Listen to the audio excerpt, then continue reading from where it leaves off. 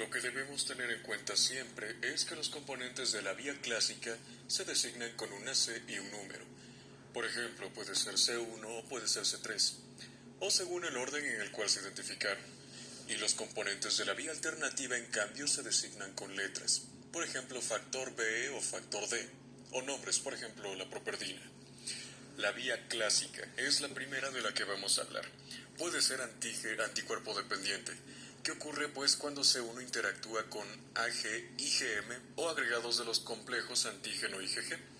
Independiente de anticuerpos que se produce cuando los polianiones como heparina, protamina, ADN o ARN de células apoptósicas, las bacterias gram negativas o proteínas C reactivas reaccionan directamente con C1. Esta vía está regulada por el inhibidor de C1. La activación, en cambio, de la vía de la lectina es independiente de los anticuerpos. Se produce cuando la lectina de unión A-manosa MBL, una proteína sérica, por ejemplo, se une a grupos de manosa, fructosa o acetilglucosaminas sobre las paredes celulares bacterianas. Por lo demás, esta vía se parece muchísimo a la clásica desde una perspectiva estructural y funcional. Y por último tenemos la vía alternativa. En esta su activación básicamente se produce cuando los componentes de las superficies de microorganismos escinden pequeñas cantidades de C3. Esta vía está regulada por properdina, que es lo que habíamos mencionado al inicio, pero también por factor H y factor acelerador de la desintegración, que es CD55. Las tres vías de activación que hablé antes convergen en una vía final común, cuando la C3 convertasa escinde a C3 en C3A y C3B. La escisión de C3 puede dar lugar a la formación del complejo de ataque de la membrana, o por sus siglas de MAC, el componente citotóxico del sistema del complemento. El MAC lo que hace es causar la lisis de células extrañas. Ahora bien, hablando sobre componentes y proteínas que regulan las vías de activación del sistema del complemento, tenemos por ejemplo CR1, CD35, que lo que hace es estimular la fagocitosis y contribuir a eliminar inmunocomplejos. CR2, CD21, regula la producción de anticuerpos por parte de linfocitos B y es el receptor para el virus, por ejemplo, de Epstein-Barr.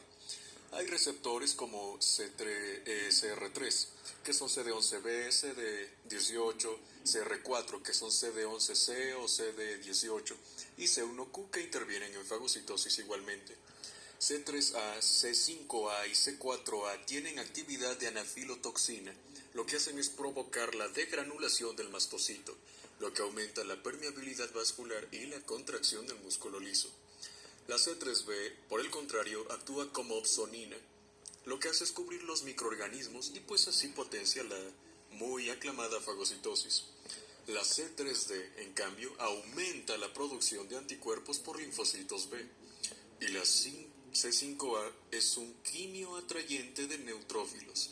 Regula las actividades del neutrófilo y del monocito, esto es muy importante, y puede así también aumentar la adherencia de las células, su degranulación y la liberación de enzimas intracelulares de los granulocitos, así como también la producción de metabolitos tóxicos del oxígeno y por último el inicio de otros acontecimientos menos. Lo que hay que tener en cuenta es que son al menos 30 proteínas que se sepan hasta la fecha que intervienen en la activación de las vías de complemento. Y por último, les recuerdo que los mecanismos activos de regulación del sistema del complemento incluyen a un conjunto de proteínas reguladoras, como dije antes, que desactivan diferentes elementos del complemento. Las proteínas reguladoras del complemento pueden encontrarse de dos formas: en forma soluble o ancladas a la membrana. Es muy necesario distinguir entre los receptores de complemento y las proteínas reguladoras del complemento que tapizan las membranas celulares. En ambos casos, sus ligandos son componentes del complemento, pero las funciones biológicas de unas y otras difieren. Sí lo hacen. Los primeros sirven a las células del sistema inmunitario para mejorar la eliminación de patógenos. Las segundas inhiben la activación descontrolada del complemento sobre los tejidos sanos. Pero hay una excepción, la CR1, que hace ambas cosas. Espero el video a Yendo Juntos. Muchas gracias.